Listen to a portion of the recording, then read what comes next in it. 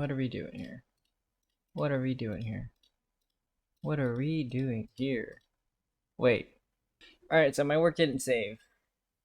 It's like all gone for some reason. I've actually never had that happen before. It's weird. The Google Drive is supposed to autosave like every 5 seconds or something like that. But, so I'm just not even gonna do it. I'm just gonna talk straight to the camera. Let's just talk about the world. Because the world's like the most important part of the story. In my opinion, the world kind of shapes everything. It shapes the characters, it shapes what the characters are gonna do. It just influences everything.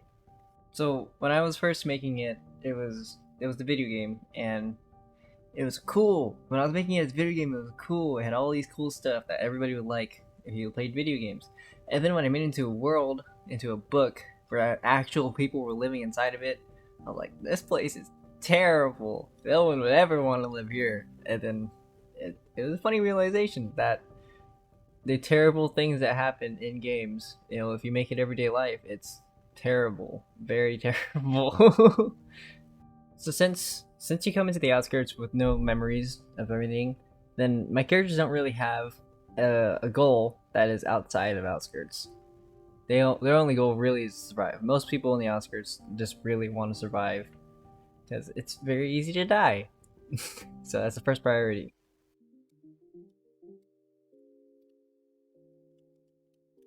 Okay, so just gonna draw a really shitty map just to help ground you guys. Kind of looks like a crosshair.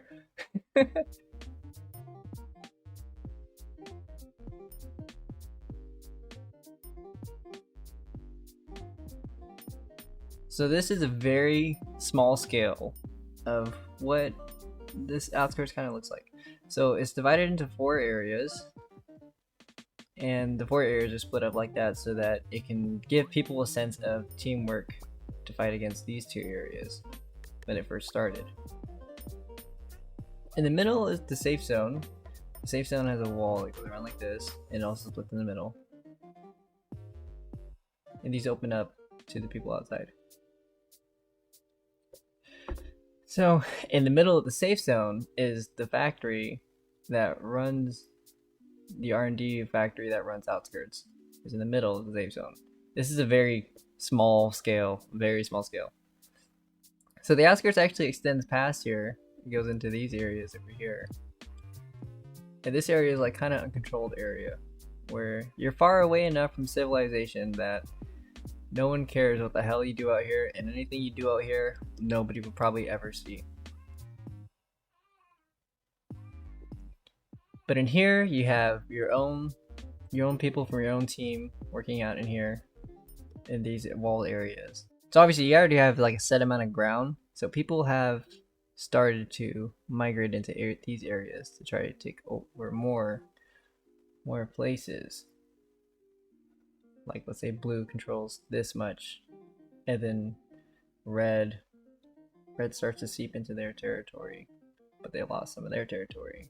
Yellow right here, and yellow has like the most, and green is probably gonna die in the next day. So the reason why Outskirts is built like this into 4 factions is that GM wanted people to work together to have like a sense of purpose, and the best sense of purpose you can have is working as a team with other people. So he just needed to make 4 teams so that they wouldn't all just try to kill each other.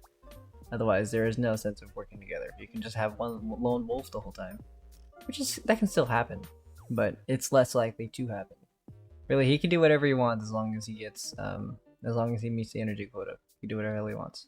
So I remember I mentioned supply caches a little bit, and supply caches spawn outside of here, inside of random buildings or just on the floor or somewhere. So you have to come out here into the very far unrestricted area. It's not really unrestricted area. It's just what has happened to it over time. This is what people have recognized it to be. So the easiest way for me to name the 4 factions was to give them a landmark, just so that that's what people would see them as, and it's probably their most defendable spot, or it's just something like that. So right here, we have towers. Towers has like skyscrapers and giant buildings. You know, that was my very bad Space Needle. And over here is Fair Side. I can draw better. Fair School.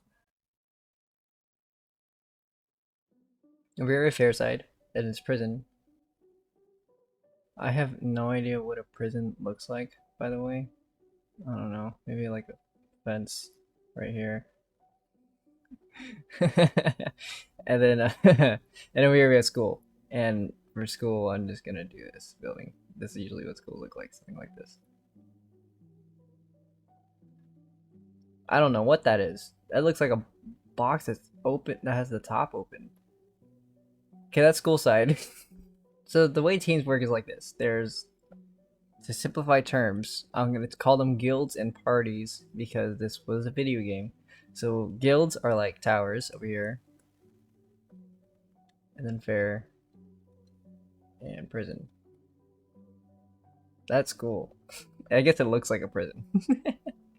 Yeah, this is cool. Same thing, right? School and prison, the same thing.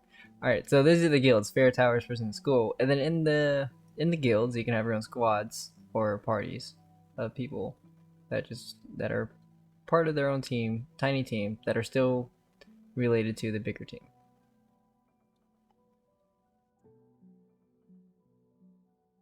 So in Outskirts, all the guns are electronic. Yeah, I look good at first. Okay, all the in the guns, all the outskirts are in the outskirts. All the guns are electronic, so they can be disabled. So I didn't finish my thought there. I didn't finish my thought there. I had to record this after the video. But so your materializer is linked to your brain, so it can telepathically tell you things. So like if you get a message on your phone, you don't have to look at your phone. You just know that there was a message on your phone because your phone told you in your head. Okay, that's how materializer works. And so when you aim your gun at somebody, it tells you this is a friendly. Oh, if you're on the same team, it tells you this is a friendly. Do you want to shoot? And if you do shoot, then friendly fire is turned off, and everybody in the team can shoot you, and you can shoot them. Yeah, I don't think I can draw the hilt of a gun. Don't think I know what the hilt looks like from memory, but I just try to draw an Uzi. I think that's really all I can talk about in my world. I think that's most of everything should be able to understand. So next, we will be going over characters.